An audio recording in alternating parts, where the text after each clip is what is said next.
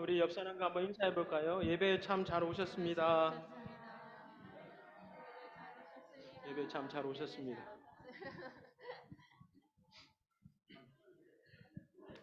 우리 함께 찬양으로 하나님 고백했으면 좋겠습니다. 은혜로만 들어가네, 은혜로만 선다네. 우리 함께 찬양합시다.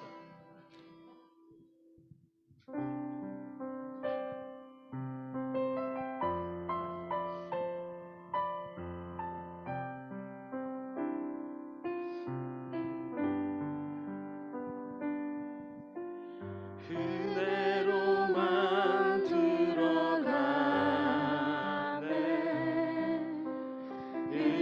은혜로만 선다네.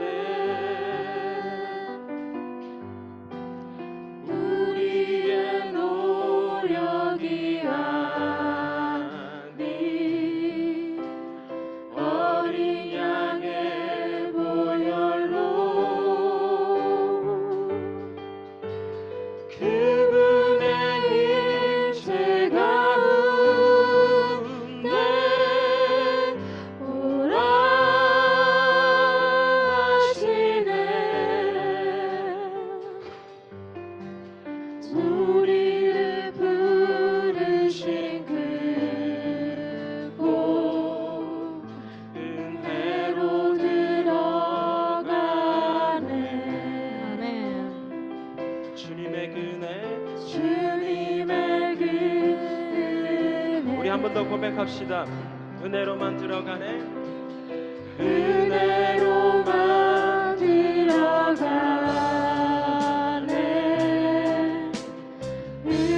은혜로만 선가네. 우리의 노력이 아닌 어린 양의 보혈로 그분의 임재 가운데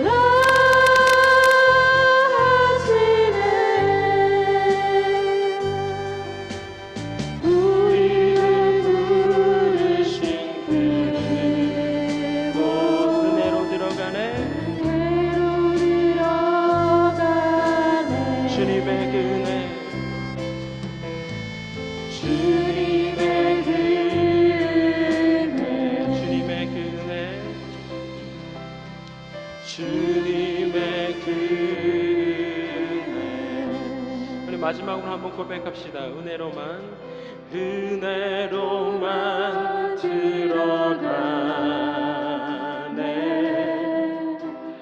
은혜로만 선다네.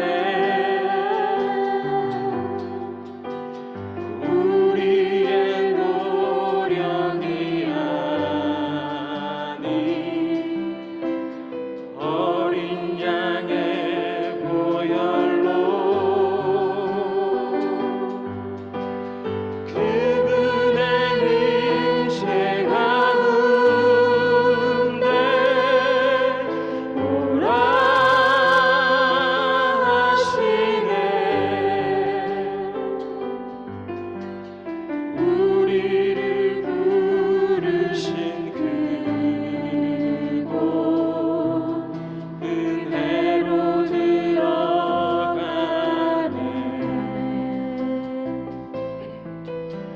주님의 그 은혜, 주님의 그 은혜, 주님의 그 은혜. 아멘. 일주일 동안 잘 지내셨어요? 이제 이번 주 수요일부터 이제 제가 사역하는 곳에서 새로운 학생들을 받고 3개월 동안 성경 연구 과정을 합니다. 근데 우리 학생 중에 한 명이 이제 파푸아 뉴기니에서 오는 친구가 있어요. 파푸아 뉴기니가 어떤 곳인지 저는 잘 모르겠습니다. 근데 뭐 TV에서 보는 파푸아 뉴기니는 그냥 풀잎 엮어서 치마 만들고 그냥 물고기 잡고 하는 파푸아 뉴기니 같은데, 이 학생의 형편은 어떤지 잘 모르겠어요. 근데 이 학생은 형편은 잘 모르겠지만 이 학생의 의지는, 이 학생의 꿈은 정말 분명했습니다. 그래서 이 학생에게 이 학교에 공부할 수 있는 기회를 줬어요. 학생은 이 학교를 하기 위해서 비행기 값만 한 2,000파운드, 수업료만 2,400파운드, 거의 한 5,000파운드가 필요해요. 3개월 동안. 그래서 네가 한번 열심히 모아봐라 해서 이 친구가 열심히 도시락을 팔고 배달 알바를 해서 얼마를 모았겠습니까? 600파운드를 모았어요. 600파운드는 비행기 값도 턱없이 모자랍니다. 아마 도시락을 한 1,000개 팔았겠지요? 600파운드를 모아서 자기가 600파운드밖에 모아오지 못했답니다. 제가 얼마나 화가 났겠습니까? 야, 네가 학교를 다니려고 했다면, 네가 성경 연구를 하려고 했으면 돈을 미리 좀 모아놨어요. 이제 모아서 600파운드로서 어쩌자는 거냐 도대체 나한테 뭘 바라냐? 내가 너를 얼마큼 신뢰할 수 있냐? 내가 얼마큼 너를 위해서 개인적으로 1,600파운드나 모았는데 이거를 너한테 흘려보내는 게 정말 정당한지 난 잘 모르겠다 마구 화를 냈어요. 그리고 나서 기도하는데 이런 마음이 들더라고요. 어느새 제가 은혜의 공급자가 되어버렸던 것 같아요. 저는 원래 언제나 은혜의 수혜자였는데 어느 순간 제가 은혜의 공급자인 양, 은혜의 수여자인 양, 그 친구들을 나무라고 그 친구의 형편을 비판적으로 바라보고 그 친구의 마음과 하나님이 이 친구를 향한 어떤 마음이 있는지를 헤아리기보다 내가 마치 은혜를 주는 사람인 양 이 친구를 대했다는 것을 깨닫고 너무너무 후회하고 회개했습니다. 어느 순간 우리의 삶도 그러지 않았나 봅니다.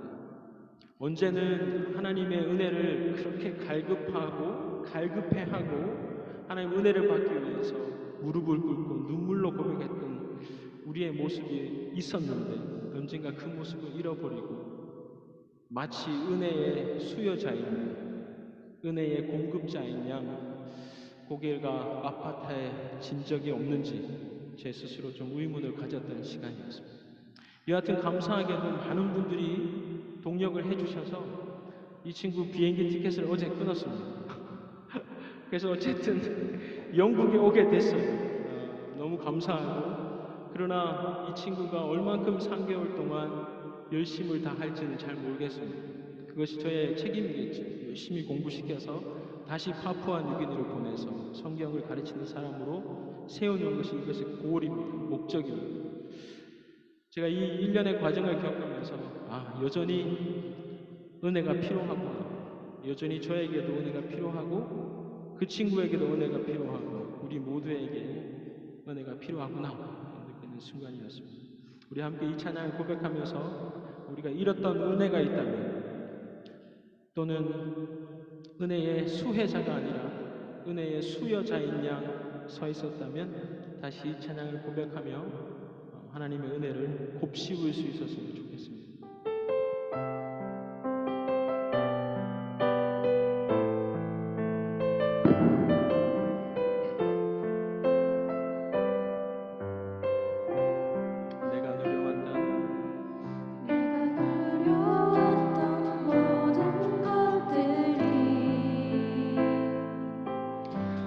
지나왔던 모든 시간이,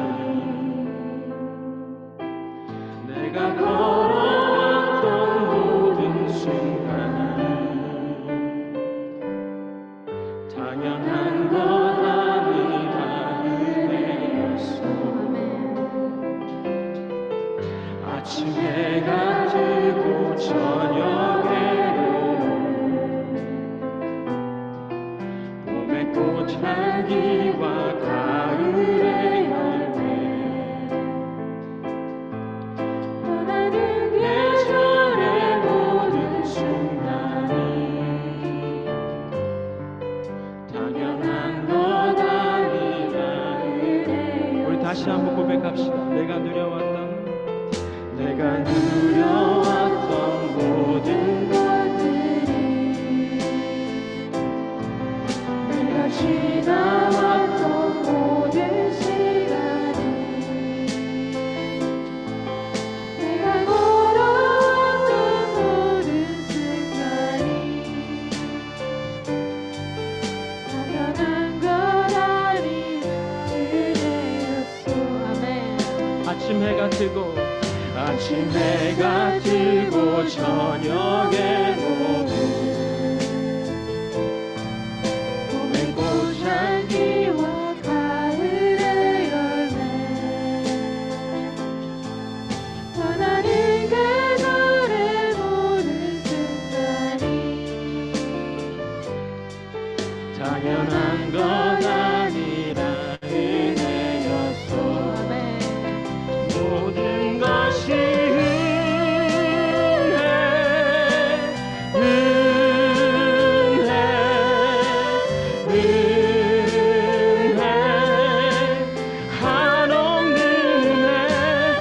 삶에 당연한 것 하나도 없었던 것을, 모든 것이 은혜, 은혜야. 모든 것이 은혜, 모든 것이 은혜,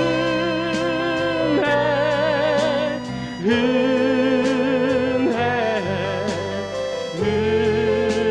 은혜, 한없는 은혜. 내 삶에 당연한 것 하나도 없었던 것을, 모든 것이 은혜, 은혜였소. 아멘. 내가 이 땅에 태어나 사는 것, 어린아이 시절과 지금까지 숨을 쉬며 살며 꿈을 꾸는 삶, 당연한 것 아니라 은혜였소. 내가 하나님의 자녀로 살며, 내가 이 땅에 내 자녀로 살며 오늘 찬양하고 예배하는 삶, 복음을 전할 수 있는 축복이 당연한 것 아니라 은혜여. 모든 것이 은혜, 은혜,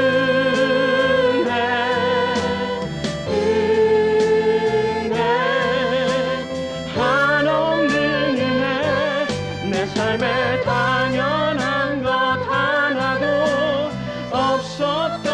것을 모든 것이 은혜 은혜 모든 것이 은혜 모든 것이 은혜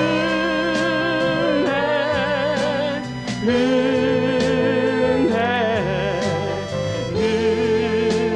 은혜 한없는 은혜 내 삶에 당연한 것 하나도 없었던 것을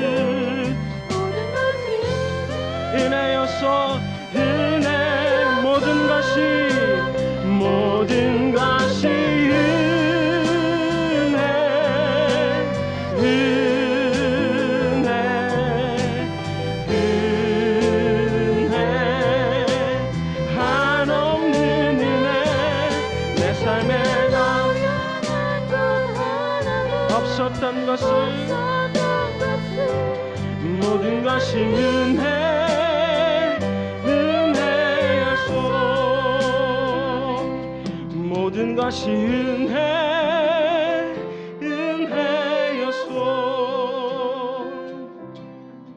내가 이 땅에 태어나 사는 것 어린아이 시절과 지금까지 숨을 쉬며 살고 꿈을 꾸는 삶 당연한 것 아니라 은혜였소 내가 하나님의 자녀로 살며 내가 하나님의 자녀로 살며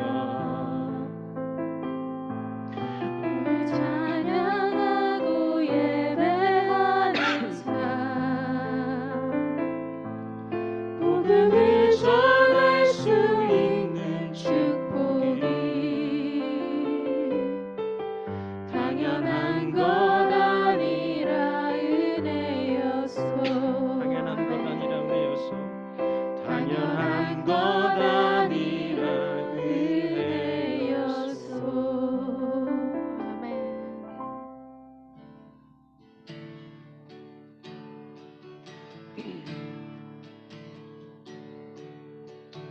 나 무엇과도 주님을 바꾸지 않으리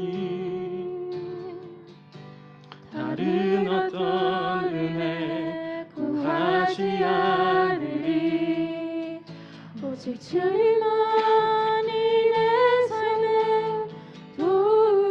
도움이시니 주의 친구 되기 원합니다. 우리 한번 더 고백합시다. 나 무엇과도 주님을 바꾸지 않으리 다른 어떤 은혜 다른 어떤 은혜 구하지 않으리 오직 주님만 오직 주님만이 내 삶에 나의 도움이십니다. 도움이시니 주의 친구 되기 원합니다. 주님 사랑해요. 주님 사랑해요.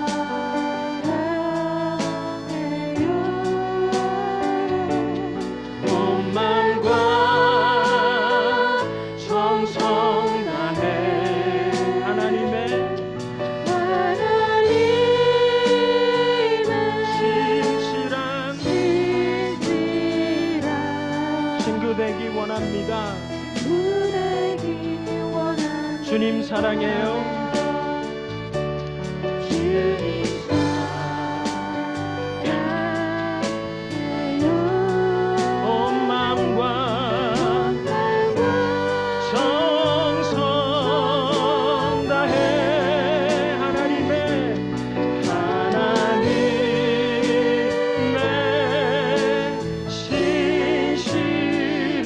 신실한 나 무엇과도 주님을 바꾸지 않으리 나 무엇과도 주님을 바꾸지 다른 어떤 은혜를 구하지 않겠습니다. 오직 주님만이 내 삶에 나의 유일한 도움이십니다. 도우시니 난 주의 친구가 되길 원합니다. 친구 되길 원합니다. 주님 사랑해요. 주님 사랑해요. 온 마음과 정성 다해 정성 다해 하나님의 신실한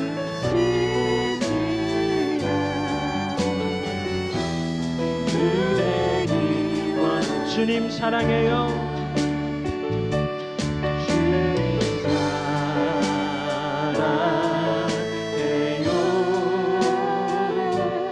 온 마음과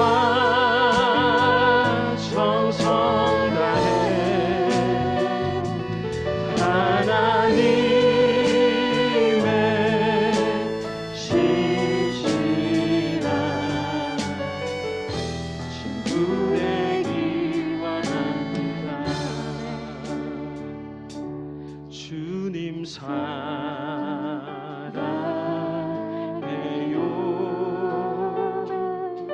온 마음과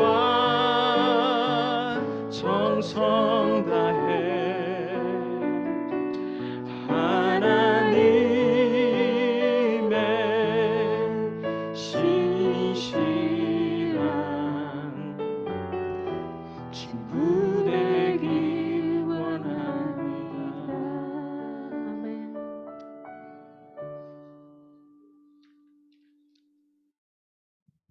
우리 다음 곡은 서연이가 고른 곡이에요. 한국 들어가기 전에 이 곡을 꼭 고백하고 싶다 해서 서연이가 어떤 마음을 품고 이 곡을 골랐는지 이 찬양을 함께 듣고 또 고백하면서 마음을 잇대었으면 좋겠습니다.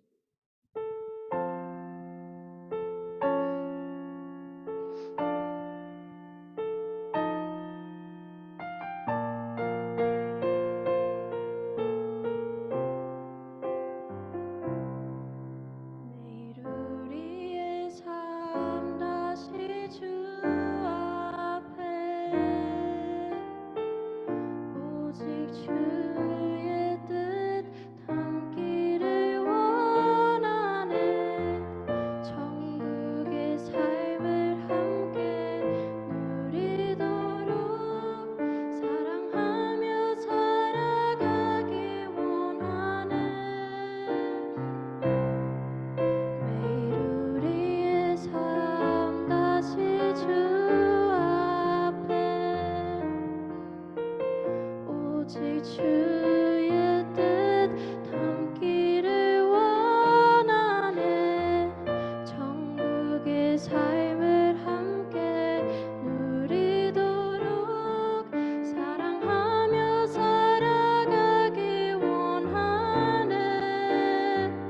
주 앞에 살기로 다짐한 우리 믿음 안에 한 가족이 되니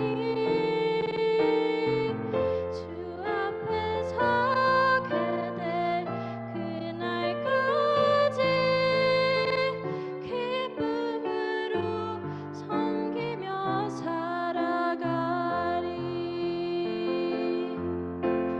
처음부터 다시 고백하겠습니다. 매일 우리의 삶 다시 주 앞에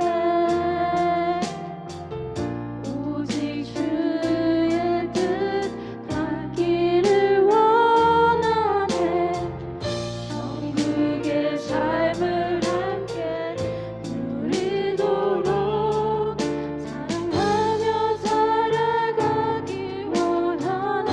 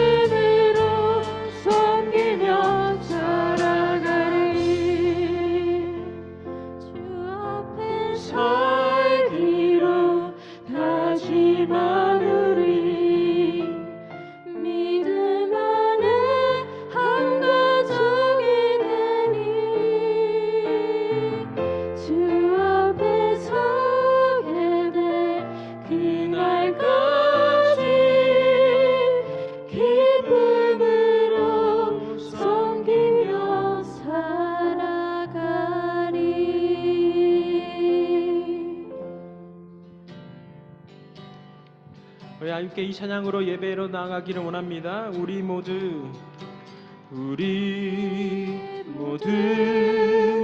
예배하는 자 되어 온전히 영과 진리로 주를 예배하자. 주가 우리와 함께해 영원히 함께 하시고 마르지 않는 샘물로 우리 채우신 우리 모두 예배하는 자 되어 온전히 영과 진리로 주를 예배하자. 주가 우리와 함께해 영원히 함께 하시고 마르지 않는 샘물로 우릴 채우시리라. 우리 모두 예배하는 자 되어 온전히 영과 진리로 주를 예배하자. 주가 우리와 함께해 영원히 함께 하시고 마르지 않는 샘물로 우리 채우시리라. 우리 이 시간 함께 기도함으로 예배 자리로 나아가길 소망합니다. 하나님, 우리가 누렸던 은혜의 자리가 말랐다면 주님 말씀으로 우리에게 찾아와 주셔서 그 은혜의 샘을 다시 회복하게 하여 주십시오. 우리의 눈이 주의 은혜를 바라보는데 가리워지었다면 하나님 다시 한번 당신의 빛을 우리에게 비추셔서 우리의 삶에 하나님의 은혜가 얼마나 풍족하고 얼마나 자세하게 우리를 만지고 회복시키고 있는지 볼 수 있는 은혜를 우리에게 허락하여 주십시오. 오늘 말씀을 통해서 그 주의 은혜의 자리 가운데 나가오니 주의 말씀을 전하는 자에게 성령의 기름 부으심을 허락하여 주시고 주의 말씀을 듣는 우리의 귀와 우리의 마음과 우리의 심령에도 하나님의 성령을 부어 주십시오. 우리 이렇게 함께 기도하며 나아가도록 하겠습니다. 기도합시다.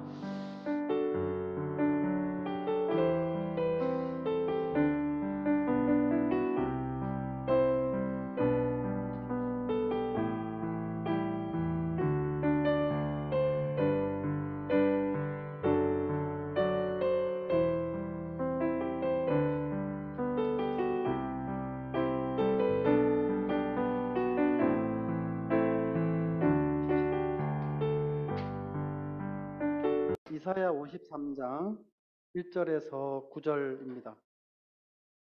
제가 봉독해 드리겠습니다. 이사야 53장 1절에서 9절입니다.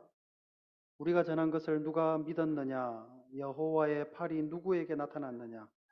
그는 주 앞에서 자라나기를 연한 순 같고 마른 땅에서 나온 뿌리 같아서 고운 모양도 없고 풍채도 없은즉 우리가 보기에 흠모할 만한 아름다운 것이 없도다. 그는 멸시를 받아 사람들에게 버림받았으며 간고를 많이 겪었으며 질고를 아는 자라. 마치 사람들이 그에게서 얼굴을 가리는 것 같이 멸시를 당하였고 우리도 그를 귀히 여기지 아니하였도다. 그는 실로 우리의 질고를 지고 우리의 슬픔을 당하셨거늘 우리는 생각하기를 그는 징벌을 받아 하나님께 맞으며 고난을 당한다 하였노라. 그가 찔림은 우리의 허물 때문이요 그가 상함은 우리의 죄악 때문이라. 그가 징계를 받음으로 우리는 평화를 누리고 그가 채찍에 맞음으로 우리는 나음을 받았도다. 우리는 다 양 같아서 그릇 행하여 각기 제 길로 갔거늘 여호와께서는 우리 모두의 죄악을 그에게 담당시키셨도다. 그가 곤욕을 당하여 괴로울 때에도 그의 입을 열지 아니하였으며 마치 도수장으로 끌려가는 어린 양과 털 깎는 자 앞에서 잠잠한 양같이 그의 입을 열지 아니하였도다.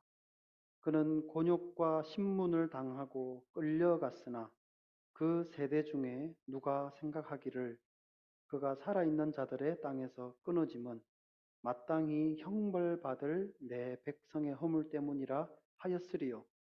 그는 강포를 행하지 아니하였고 그의 입에 거짓이 없었으나 그의 무덤이 악인들과 함께 있었으며 그가 죽은 후에 부자와 함께 있었도다. 아멘. 자, 오늘은 특별 찬양 순서가 두 개가 있습니다. 먼저는 우리 교회 어린이부에서 고난주간 우리 종려주일이죠. 종려주일 특별 찬양을 해주시겠습니다.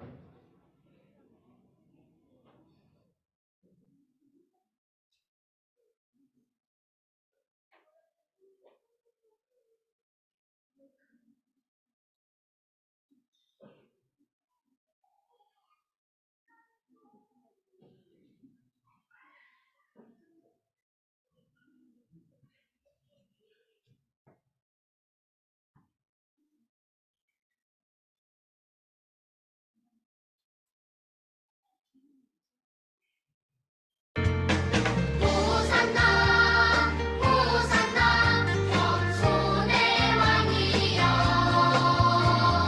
호산나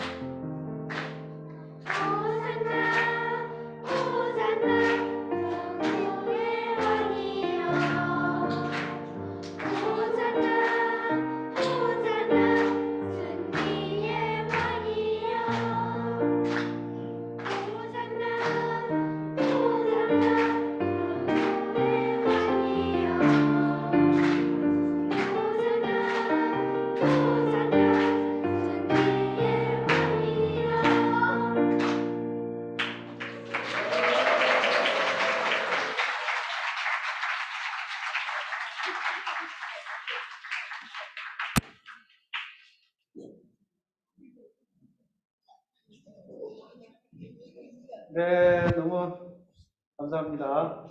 역시 음악은 라이브죠. 네, 역시 생음악이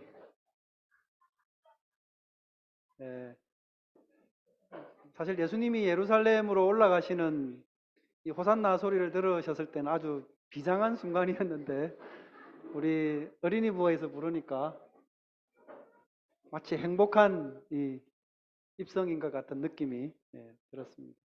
감사합니다. 어린이부. 이어서 우리 비전 찬양대에서 찬양 드리겠습니다.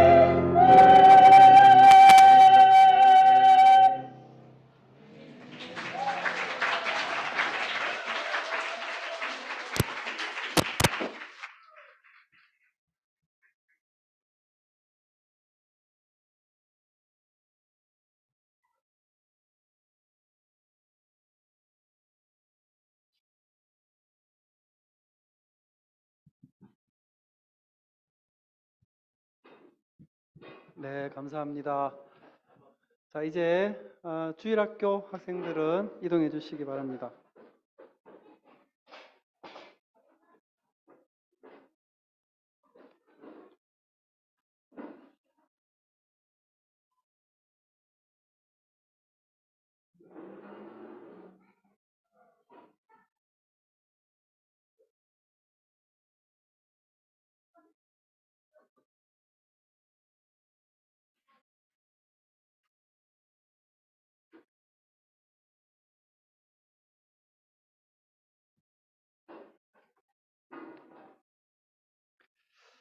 모든 사람이 죄를 범하였음에 하나님의 영광에 이르지 못하더니 또 죄의 삭은 사망이요.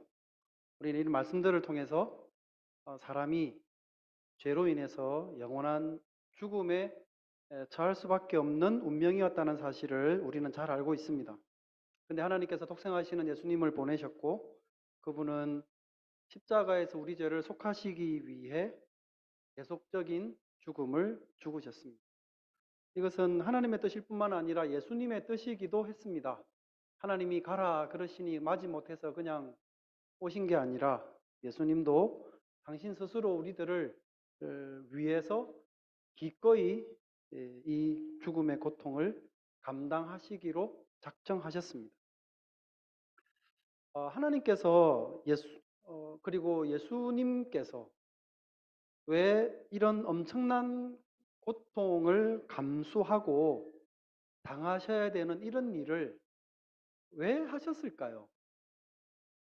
여러분은 하나님께서 왜 이런 일을 하셨다고 생각하십니까? 성경에는 우리가 이해할 수 없는 많은 말씀들이 있습니다. 근데 사실 이 사실 역시도 우리가 도무지 이해할 수 없는 그런 대목입니다. 하나님이 그렇게 하실 이유가 없는데 왜 그렇게 하신 걸까? 그렇게까지 하지 않으셔도 되는데 하나님은 왜 그렇게까지 하신 것일까?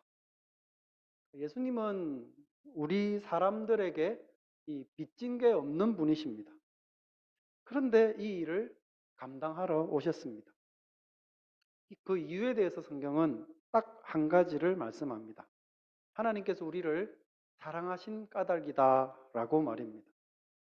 그러면 여러분, 하나님은 왜 우리를 사랑하신 걸까요?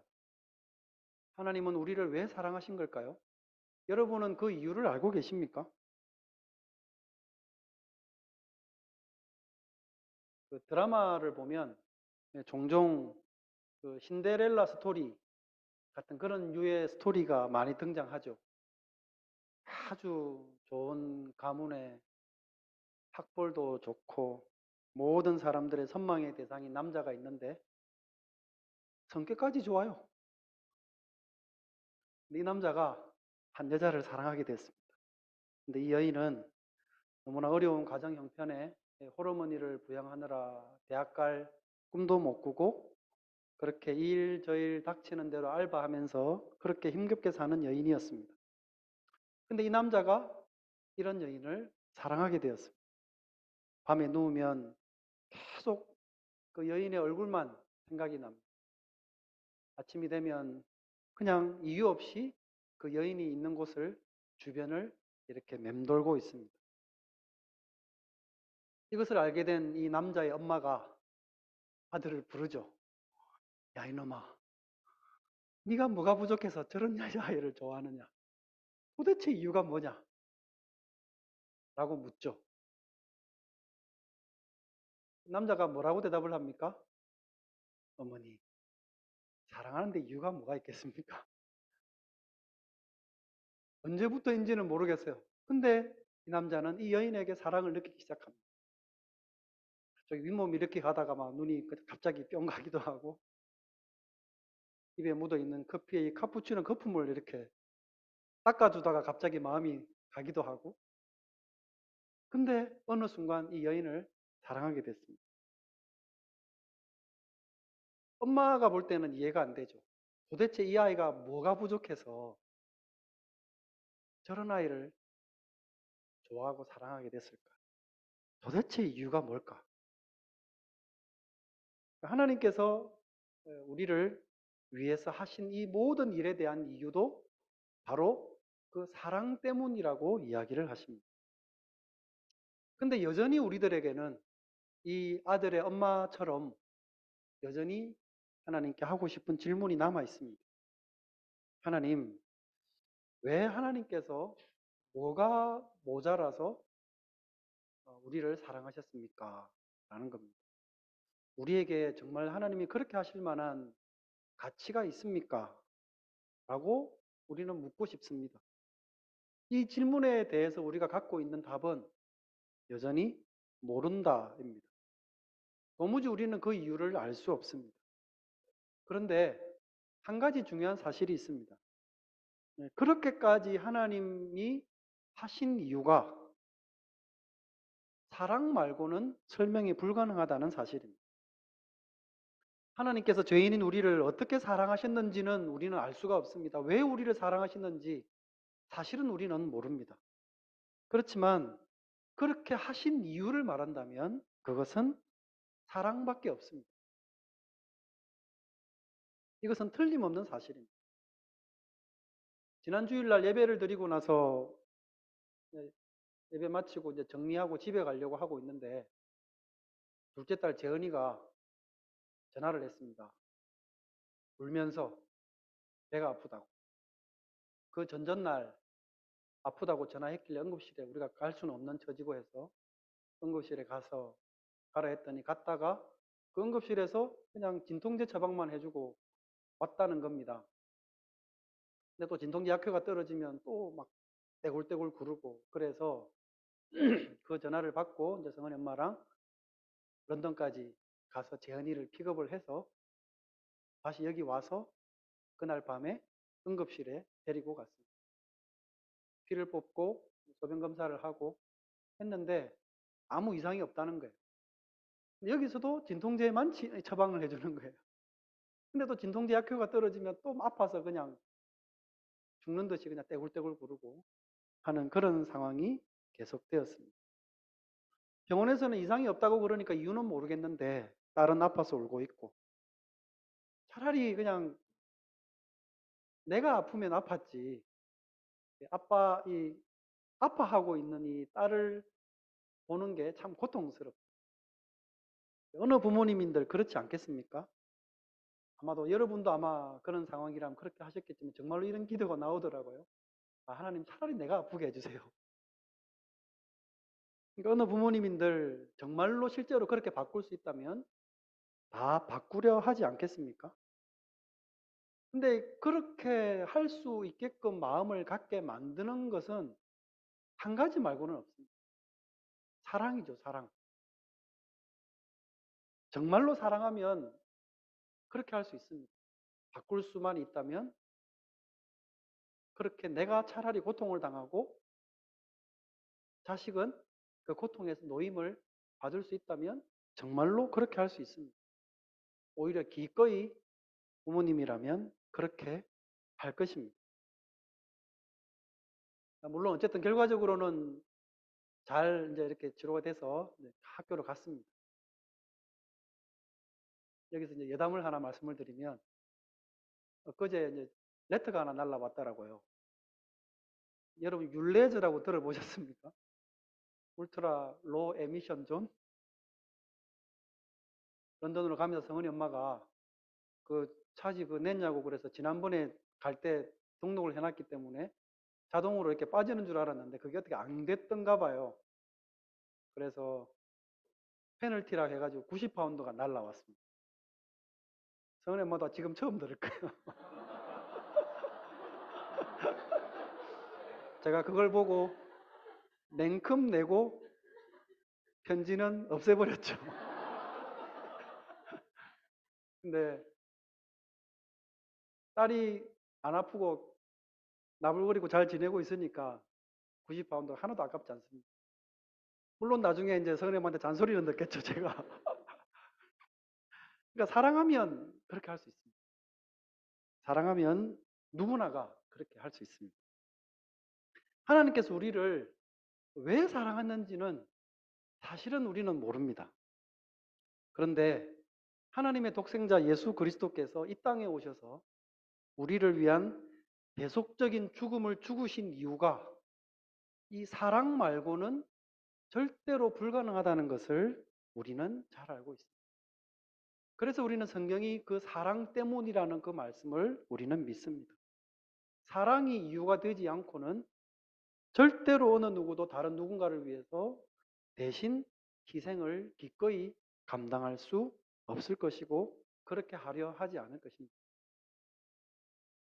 오늘은 종려주일입니다. 예수님께서 십자가에 못 박히시기 위해서 6월절 며칠 전에 예루살렘으로 오르셨는데 백성들이 예수님을 향해서 종려나무 가지를 이제 흔들었고 이 일은 예수님의 우리를 위한 대속적 죽음을 향하시는 그 길의 상징이 되었기 때문에 붙여진 이름입니다.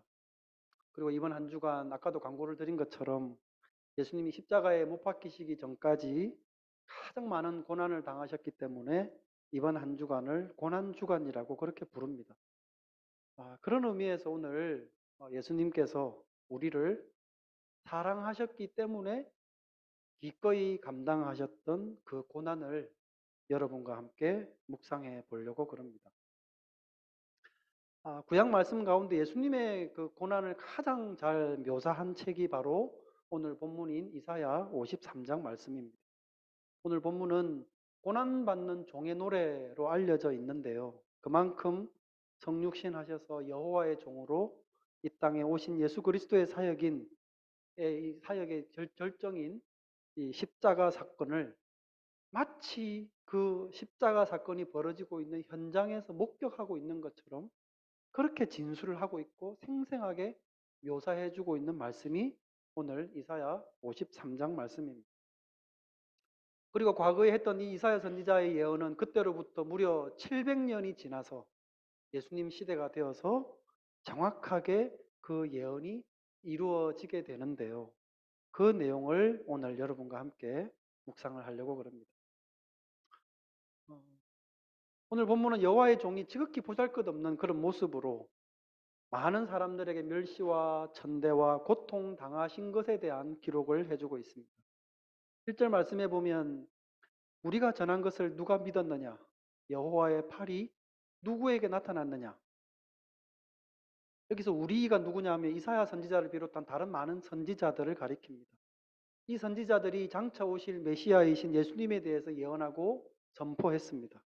그런데 그 당시에도 사람들이 아무도 믿어주지 않았습니다.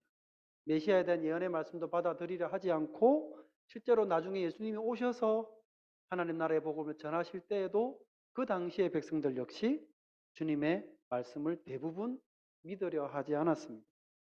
무슨 말을 해도 그것을 믿으려 하지 않는 이런 상황처럼 답답한 경우도 별로 없을 겁니다.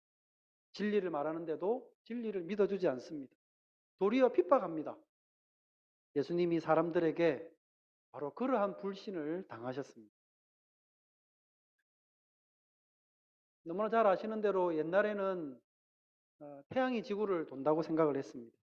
근데 16세기에 코페르니쿠스라는 분이 사실은 태양이 지구를 도는 게 아니라 지구가 태양을 도는 것이다 라고 이야기를 했습니다. 당시의 유럽의 세계관은 이 기독교 세계관 하나밖에 없었기 때문에 모든 사람들은 실제로 태양이 지구를 도는 것이라고 믿고 있었습니다. 물론 16세기 당시에는 천문학이 그렇게 발달되지 않았던 이유도 있었겠지만 실제로 성경에 보면 태양이 하늘에서 가다가 멈췄다, 달이 멈췄다 이런 표현들이 있기 때문에 그 말씀대로라고 하면 기독교 신앙을 갖고 있는 사람들은 당연히 그대로 태양이 움직여서 지구를 도는 것으로 믿고 있었고 그래야만 하는 것이라고 생각을 했습니다. 물론 성경은 이 천문학적인 지식을 전달하기 위해서 기록된 책이 아니기 때문에 성경 저자가 그런 방식으로 기록하지 않고 그냥 눈으로 보이는 그대로를 기록을 한 것이기 때문에 이 천동설을 지지하는 그런 말씀은 당연히 아닌 것이죠. 여하튼 이 코페르니쿠스의 태양 중심설이 담겨 있는 천구회전에 관하여라고 하는 이 책이 1543년에 나왔다고 그럽니다. 나왔는데 이때는 종교개혁이 일어난 이후에 한 20수년이 흘렀던 때죠. 1517년에 종교개혁이 있었기 때문에 1543년이면 종교개혁이 있었던 한 5년 정도 이후의 일입니다. 그러니 캐톨릭과 개신교는 이미 나뉘어져 있었고 여전히 그러나 세계관은 똑같은 기독교 세계관을 갖고 있었기 때문에 성경을 그런 식으로 믿고 있었기 때문에 기독교에서도 캐톨릭에서도 이 코페르니쿠스의 이론이 다 배척을 당하는 상황이었고 결국은 이 교황청에 의해서 그의 책이 금서가 되었다고 그럽니다. 그리고 이 금서가 풀린 지가 그때로부터 무려 200년이 지나서야 금서가 풀렸다고 그럽니다. 그러니 얼마나 그 당시의 세대의 사람들이 진실 또 진리에 대해서 어두워져 있었는가 하는 것들을 우리가 볼 수 있는 것입니다. 이처럼 사람들의 눈이 어두워져 있으면 진리를 말해도 그것을 들으려 하지 않고 믿으려 하지 않습니다. 하나님의 아들이 세상에 오셨을 때에도 그분의 메시지를 대부분의 사람들은 믿으려 하지 않았습니다. 2절 말씀에 보면 그는 주 앞에서 자라나기를 연한 순 같고 마른 땅에서 나온 뿌리 같아서 고운 모양도 없고 풍채도 없은즉 우리가 보기에 흠모할 만한 아름다운 것이 없도다 라고 기록을 합니다. 이 메시아 되시는 메시아의 외적인 모습에 대한 묘사인데요. 왜 하필 당시의 선지자가 장차 오실 메시아의 이런 외적인 모습에 대해서 기록을 하고 있는지는 잘 모르겠지만 실제로 우리는 예수님을 보면서 정확하게 이 이사야 선지자의 예언이 적용되고 성취되었다는 것을 알게 되어집니다. 예수님은 베들레헴이라고 하는 아주 작은 시골 마을에서 태어났고 그 위에 나사렛이라는 동네에서 오랫동안 사셨고 목수의 아들로 지냈습니다. 그러면서 성장기를 다 보내었고 나중에 예수님이 공생애를 하시는 그 때에도 사실은 어디 뭐 편안한 곳에서 호화스러운 곳에서 지내지 아니하시고 늘 가난한 자들과 함께 그렇게 humble 사역을 하셨습니다. 예수님의 말씀 가운데 여우도 굴이 있고 공중에 나는 새도 깃들일 곳이 있는데 인자는 머리 둘 곳이 없다라고 예수님이 말씀하신 것을 보면 그 지내신 생활의 규모가 늘 이 최소한의 것에 가까웠다는 것을 우리는 짐작을 할 수 있습니다.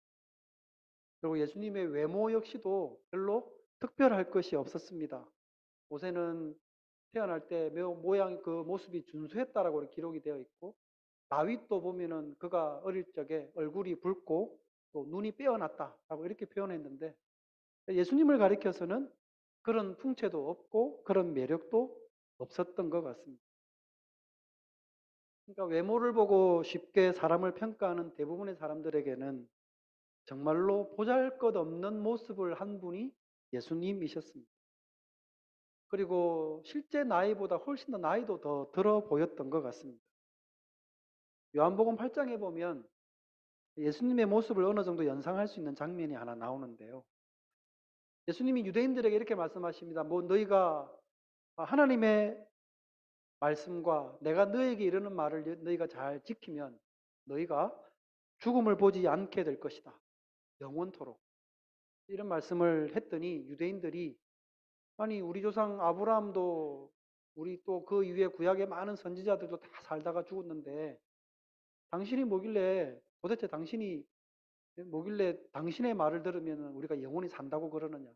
당신이 아브라함보다 높습니까? 라고 이렇게 이야기를 합니다. 그때 예수님이 이렇게 답을 하시죠. 너희 조상 아브라함은 나의 때 볼 것을 즐거워하다가 보고 기뻐하였느니라. 그러니까 당시 이스라엘 백성들이 위대한 조상으로 여기고 있던 이 아브라함을 예수님이 잘 알 뿐만 아니라 그를 아주 이렇게 존경하는 뉘앙스라기보다는 마치 아랫 사람을 지칭하는 듯한 그런 말씀을 하시니까 유대인들이 이렇게 이야기하죠. 아니 당신이 나이가 50도 안 된 사람이 어떻게 당신이 아브라함을 보았느냐 라고 유대인들이 이제 말을 했다는 거예요. 예수님 당시에 30대 초반이셨는데 그런 예수님을 가리켜서 당신이 아직 50도 안 됐는데 라고 이렇게 이야기를 했다는 말은 무슨 뜻일까요? 보통 우리가 이야기를 할 때 예를 들어서 30대 초반 이 이산 집사님이 30대 초반이십니까? 후반이십니까? 있다고 쳐요. 저는 머릿속에 연수 형제가 오면 연수 형제를 해야지 했는데 연수 형제가 안 보여. 이야기를 하다가 에너지 같은 소리를 해요. 예를 들어서 아니 당신이 아직 보통 30대로 나이가 좀 들어 보이면 아니, 아직도 40도 안 된 사람이 이런 식으로 보통 이야기하지 않겠어요? 근데 예수님들은 당신이 아직 50도 안 된 사람이 그 말은 물론 이 그들의 말은 나이를 넉넉 잡은 표현이기는 하나 그럼에도 불구하고 예수님들은 아직 50도 안 된 사람이 당신이 아브라함을 봤느냐? 라고 이야기한다는 것은 30대 초반의 예수님이 적어도 한 40 정도는 되는 정도의 나이처럼 보였기 때문이 아닐까라고 우리는 상상을 해볼 수 있다는 이야기입니다. 그만큼 예수님의 외모가 나이도 들어 보이고 고운 모양도 없고 흠모할 만한 것이 없는 그런 모습이었다고 우리는 말씀을 통해서 짐작을 할 수 있습니다. 예수 그리스도의 진정한 아름다움은 그야말로 그 내면에 감추어져 있었습니다. 사람을 쉽게 외모로 평가하는 사람들은 당신이 하나님의 아들로 보일 리가 없었죠. 이 땅에 오신 예수님은 그렇게 많은 사람들에게 짓밟히고 무시당하고 또 많은 사람들에게 짓밟히시게 되었습니다. 하지만 주님의 고난은 그 다음 구절에 진짜로 제대로 묘사해 줍니다. 3절에 보면 그는 멸시를 받아 사람들에게 버림받았으며 간고를 많이 겪었으며 질고를 아는 자라.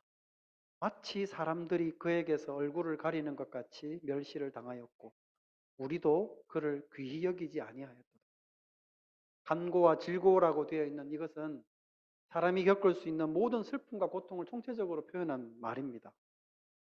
그것을 예수님께서 안다고 그랬습니다. 안다는 말은 예수님께서 우리와 같은 사람이 몸소 되셨기 때문에 우리가 당하는 질고에 익숙하시다는 이야기죠. 당신이 우리처럼 겪어보셨기 때문에 우리가 당하는 고통과 질고를 아신다는 이야기입니다. 우리가 살면서 겪을 수 있는 수많은 슬픔과 고통을 주님도 몸소 겪으셨고 그래서 다 알고 계십니다. 그러므로 여러분 우리가 이것을 기억해야 되겠습니다. 우리가 슬픔과 고통을 겪게 되어질 때 주님은 결코 모르지 아니하시고 다 알고 계시다는 사실입니다. 그것뿐만 아니라 주님은 우리의 고통을 함께 느끼십니다. 주님은 다 아시고 함께 공감하며 느끼십니다. 비록 긴 호흡으로 때로는 우리의 고통 가운데 침묵하고 계시지만 주님은 다 아십니다. 여러분 그것을 꼭 기억하시기를 바랍니다. 그 다음에 보면은 그에게서 얼굴을 가리는 것 같이 멸시를 당하였고 라고 되어 있습니다. 고대 이스라엘 백성들은 지나가다가 뭐 나병 환자라든지 이게 전염병 걸린 환자들을 보면은 그 사람들을 마주치지 않기 위해서 부정하다고 하면서 사실은 그 병을 갖고 있는 사람이 접근하지 못하도록 부정하다는 말을 외쳤어야만 됐습니다. 고개를 돌리면서 그렇게 피해서 다 지나가곤 하였습니다. 예수님이 마치 그런 사람 취급을 받으면서 수치스럽고 모욕적인 멸시를 당하신다고 묘사를 해주고 있습니다. 요즘 우리가 묵상하고 있는 마태복음 말씀에 보면 바로 그와 같은 것을 묘사해 주는 듯한 말씀이 있습니다. 27장 39절 이하에 보면 지나가는 자들은 자기 머리를 흔들며 예수를 모욕하여 이르되 성전을 헐고 사흘에 있는 자여 네가 만일 하나님의 아들이여든 자기를 구원하고 십자가에서 내려오라 하며 그와 같이 대제사장들도 서기관들과 장로들과 함께 희롱하여 이르되 그가 남은 구원하였으되 자기는 구원할 수 없도다. 그가 이스라엘의 왕이로다. 지금 십자가에서 내려올지어다. 그리하면 우리가 믿겠노라. 그가 하나님을 신뢰하니 하나님이 원하시면 이제 그를 구원하실지라. 그의 말이 나는 하나님의 아들이로라 하였도다 하며 함께 십자가에 못 박힌 강도들도 이와 같이 욕하더라. 되어 있습니다. 죄를 지어서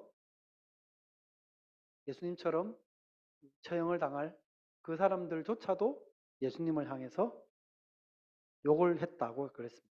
조롱하고 비웃고 소리치고 욕하고 그러면서 예수님을 많은 사람들이 모욕하였습니다.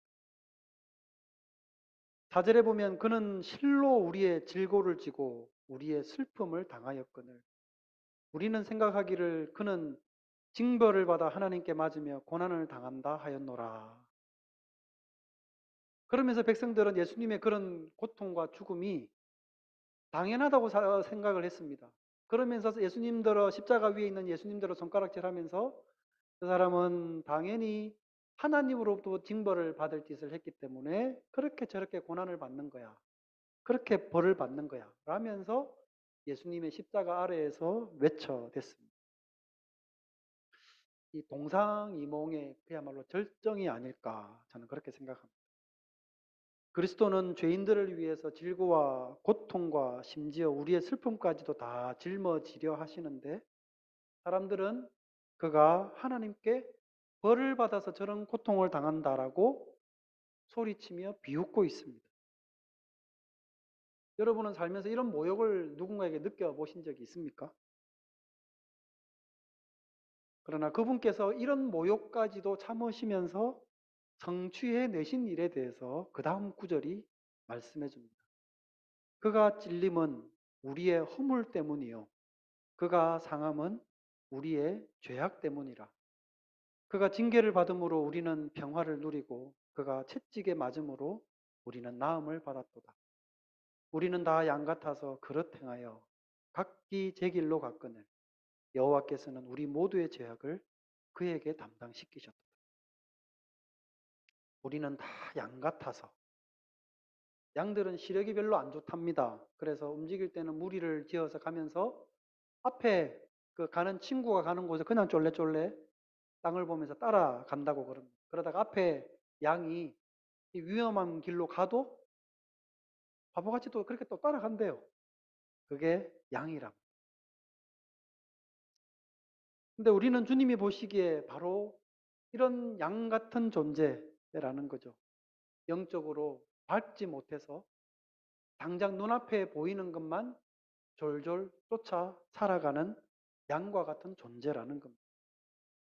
늘 눈앞의 것만 볼 줄 알고 멀리 있는 것, 주님께서 약속하신 것들을 잘 보지도 못하고 보려 하지도 않고 관심도 없이 그렇게 살아가는 어리석은 양과 같은 존재들입니다. 예수님은 이러한 우리들의 죄악뿐 아니라 이렇게 잘 보지도 못하는 우리의 연약함마저도 다 짊어지시고 십자가에 오르셨습니다. 7절 말씀해 보면 그가 곤욕을 당하여 괴로울 때에도 그의 입을 열지 아니하였으며 마치 도수장으로 끌려가는 어린 양과 털 깎는 자 앞에서 잠잠한 양같이 그의 입을 열지 아니하였다 라고 되어 있습니다. 예수님은 실제로 고난받으실 때 침묵하셨습니다. 밤새 곤욕과 신문을 당하셨으면서도 그 고통을 남에게 호소하지 않고 혼자 고스란히 감당하셨습니다. 왜냐하면 예수님이 그 순간에 그 시간에 당신이 몸소 그것을 당하지 아니하시면 그 죽음의 형벌이 바로 백성들에게 돌아갈 것이었기 때문이었습니다. 8절에 보면 그는 곤욕과 신문을 당하고 끌려갔으나 그 세대 중에 누가 생각하기를 그가 살아있는 자들이 땅에서 끊어짐은 마땅히 형벌받을 내 백성의 허물 때문이라 하였으리요. 이 말씀을 여러분 주목해 보시기 바랍니다. 주님이 당하고 계시는 이 고통과 죽으심이 마땅히 형벌을 받아야 될 저 백성들을 위해서 당하고 있는 것이라는 것을 차마 누가 생각을 했겠느냐는 거예요. 그런데 하나님 편에서 볼 때는 이런 방법이 아니고는 이 사랑하는 백성들을 구원하실 방도가 없습니다. 이렇게 해야만 사람들은 구원에 이를 수 있습니다. 그래서 침묵하심으로 이 일을 다 담당하시게 되었습니다.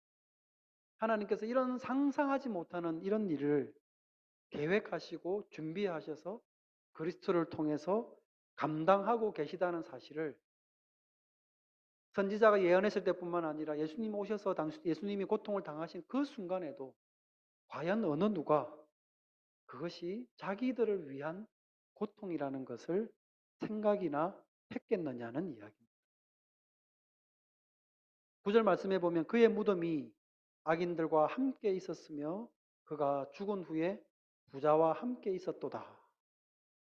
예수님을 죽인 사람들은 예수님을 그야말로 강도나 살인자들처럼 똑같이 취급을 하려고 했습니다.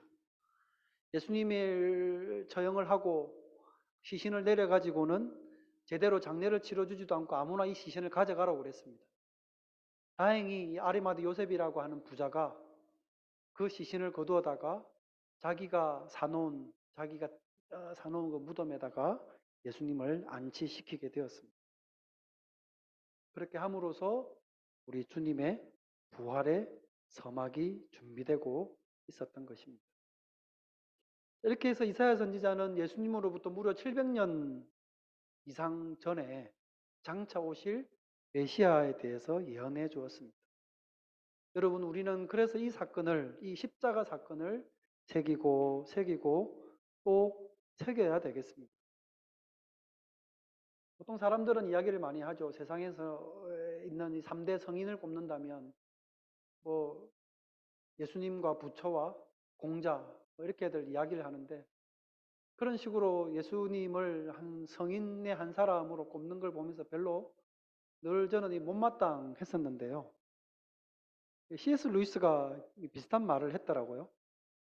읽어드리면, 예수님이 말씀하신 것과 그의 일생을 두고 우리는 그를 위대한 도덕군자로 보아서는 안 된다. 우리가 둘 중 하나를 택해야 하기 때문이다. 그분의 말씀대로 당신을 하나님의 아들로 인정하든지 아니면 거부하든지 둘 중 하나일 뿐이다. 어설픈 도덕군자라는 말은 예수님께는 적절하지 않다. 예수님은 당신이 말한 대로 하나님의 아들이든지 아니면 망상가이든지 둘 중 하나이다. 예수님 입에서 나온 말씀들을 그분의 말씀대로 다 믿든지 아니면 전부 부정하든지 해야지 중간 노선이라는 건 있을 수 없다. 예수님을 단지 성인, 도덕군자, 기독교의 창시자로만 생각해서는 안 된다. 라고 적었더라고요. 여러분, 예수님의 고난을 묵상하는 고난 주간입니다. 십자가 사건을 여러분을 위한 사건으로 받아들이시기를 바랍니다. 예수님의 십자가 사건은 이 자리에 앉아 계신 여러분 한 사람 한 사람을 위한 사건이었습니다. 그것을 믿으십시오. 그것을 받아들이시기 바랍니다. 그렇다면 여러분의 삶에 진정한 생명의 변화가 일어나게 될 것입니다. 우리가 너무나 잘 아는 요한복음 3장 16절 말씀입니다. 하나님이 세상을 이처럼 사랑하사 독생자를 주셨으니 이는 저를 믿는 자마다 멸망치 않고 영생을 얻게 하려 하심이라. 왜 사랑하셨는지는 모르지만 예수님의 죽으심은 사랑 말고는 설명할 길이 없습니다.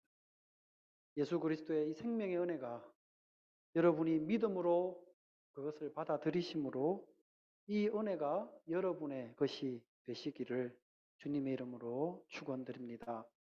기도하겠습니다. 걸어가신 하나님 아버지, 은혜를 감사합니다. 하나님이 우리를 사랑하신 이유를 우리는 도무지 알 수 없습니다. 그러나 분명한 것은 주님이 우리를 위해 십자가에서 고통스러운 죽음을 당하신 것은 분명히 사랑이었음을 믿습니다. 우리를 사랑하사 아들을 주신 하나님의 은혜를 오늘도 기억하며 감사합니다. 주님의 고난을 함께 우리가 묵상하며 특별한 감사의 시간을 보내는 우리들이 되게 하여 주시옵소서. 거룩하신 예수님의 이름으로 기도드립니다. 아멘. 찬송가 300